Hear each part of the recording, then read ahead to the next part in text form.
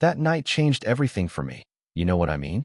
Not just because my husband ended up in handcuffs, but because it was the night I finally stopped being scared of him. 2 years before that, I was a completely different woman, 31 years old, running a tiny boutique in the heart of the city. Waking up at 6 every morning to arrange dresses and handbags just so, greeting customers with a big smile, counting the day's earnings under the soft yellow glow of my shop's single lamp. I was content until everyone around me decided I shouldn't be. My mom, my neighbors, even women at the market, they all made my single status their favorite conversation piece. And I let that pressure eat away at me, until one wedding night I met Daniel, a tall man with a perfect smile and a voice that made promises sound like forever. He came on fast, charming, generous with compliments, quick to call me the woman he'd been searching for his whole life. It was intoxicating. Within months, I was helping him out with temporary money troubles, brushing off the little red flags, how he yelled at a customer in my shop, how he didn't like me talking to male friends. When he proposed without a ring, right there between racks of dresses, I said yes, not because I couldn't imagine life without him, but because I was tired of imagining life alone. We married fast. My mother cried happy tears, my friends cheered, and I told myself the unease in my chest was just pre-wedding jitters. But 2 weeks in, Daniel started asking why I needed to work so much, why I should be out of the house at all. Soon he was sleeping in, demanding money daily, checking my phone, forbidding me from going places alone. My shop's customers disappeared under his angry glare from the corner chair. And then I got pregnant, thinking maybe a baby would soften him. It didn't.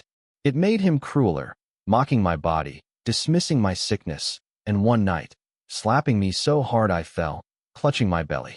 I told myself it was the beer, that it wouldn't happen again, but it did, pushing, slapping, throwing things, always followed by an apology, a promise. By 8 months, my shop was gone. My savings drained, my world reduced to him and my growing fear. When our daughter Grace was born, he left me alone in the hospital, then resented every cry, every expense. The day he shoved me while I held her, I realized it wasn't just me in danger anymore. Then, by sheer luck, I ran into Rachel, my old college friend. She saw through the "I'm fine" I tried to sell her, saw the bruises under my sleeves. She fed me, listened, and pressed an old phone into my hand. "Next time he hurts you, record it," she said. At first, I thought she was crazy. If he found out, it could get worse. But 3 nights later, with Grace in one arm and Daniel shouting over cold rice and sardines, I reached into my bag, pressed record, and caught 15 full minutes of his rage, his threats, the slap across my face, the shove that nearly sent us both to the floor. When he stormed out, I called Rachel. She came immediately, took us to the police station, and for the first time, I told my story without softening the edges. The officer listened, played the recording, and promised action. Within days, Daniel was arrested. In court, I faced him with Grace in my friend's arms, my voice shaking but steady enough to tell the truth. The judge listened to the recording, looked Daniel dead in the eye, and sentenced him to 4 years. Ordered him never to come near us again. I cried, not from sadness, but from the relief of knowing the worst was over. Starting over wasn't easy. Rachel helped me find a small, safe room, lent me enough to start selling secondhand clothes. What I could afford, what my neighbors could afford. It grew slowly, and with each sale, I rebuilt more than just my income. I rebuilt myself. Grace thrived, crawling, walking, talking, her laughter filling our little space. A year later, I had a bigger shop again, loyal customers. And for the first time in years, real joy. One Sunday, my mother visited. She saw Grace healthy and happy, saw me at peace, and apologized through tears for pushing me into marriage. I hugged her and told her what I'd learned. Marriage should never make you smaller, weaker, or afraid. That evening, I watched Grace play and promised her she'd grow up knowing her worth, that she'd never believe a ring was worth her peace, that being alone is better than being with someone who hurts you. And here's the thing, I didn't just survive Daniel. I became someone who knows exactly what she deserves, someone who fought back. Now, I'm asking you, if you saw a friend in the same situation, would you step in? Would you believe her? Because sometimes, believing someone is the first step to saving her life that you'd think that was the end of it, right? 4 years in prison, a new business, My daughter safe in my arms. Roll credits. Happy ending. But life doesn't wrap up that neatly, you know what I mean? People talk, neighbors whisper, and even when you finally breathe without fear, the shadows of what you've been through, they have a way of creeping back in. It started about a year and a half after the trial.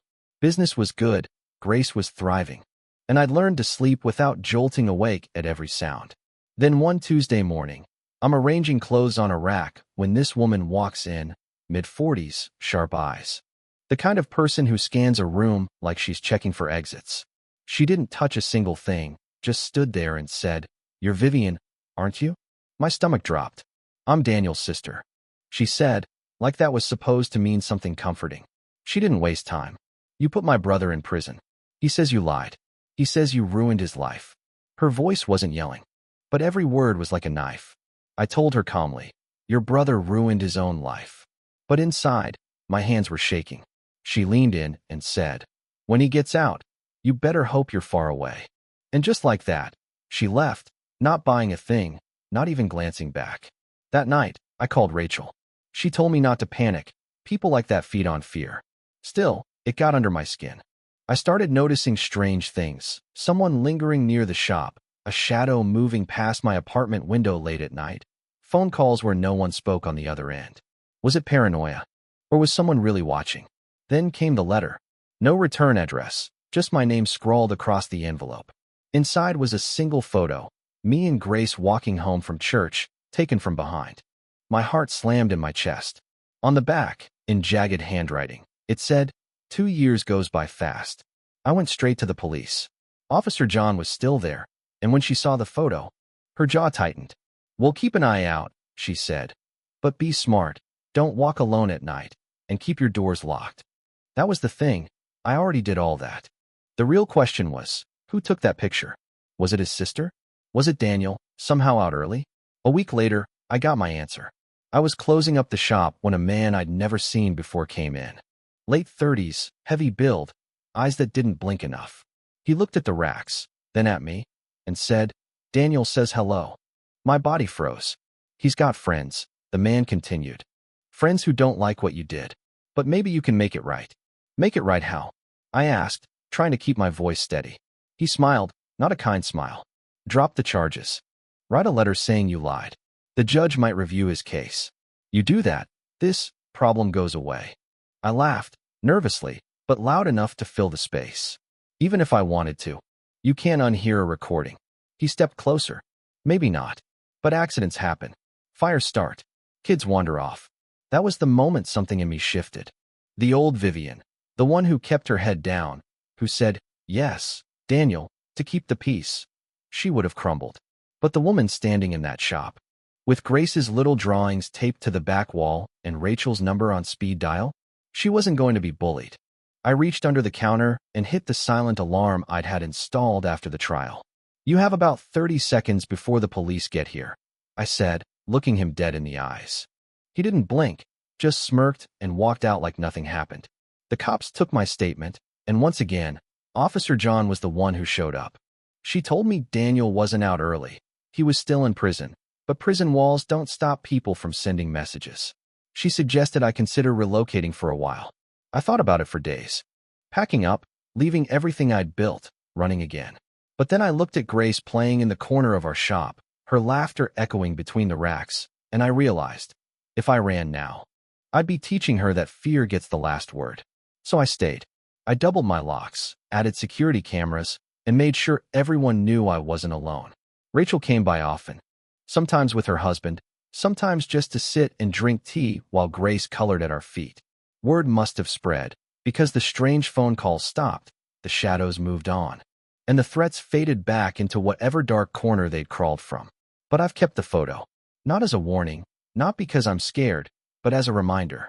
That peace isn't something you get once and keep forever. It's something you defend every single day. And here's the thing. I used to think my story was about a woman who married the wrong man. But it's not. It's about a woman who learned to fight for herself and for the little girl who calls her mama. It's about not letting fear write the ending. Now I'm asking you, if the past came knocking on your door, would you open it? Or would you stand your ground and make sure it never gets in again?